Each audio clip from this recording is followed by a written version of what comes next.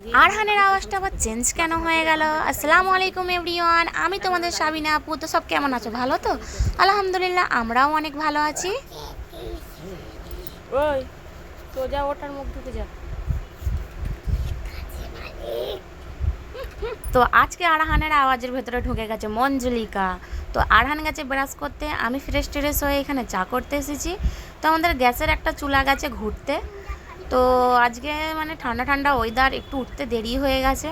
তো ভাবলাম যেহেতু সব মাল মশলা আছে, একটু মুড়ি মাখা করা যাক। গরম গরম চা আর মুড়ি মাখা বেশ ভালোই লাগতেছিল। তো দেখো, আবার লাল চা দেখে অনেকে না কমেন্ট করে যে কে তো আর লাল চা খায়নি, কে খাক আর নাই খাক, আমরা খাই।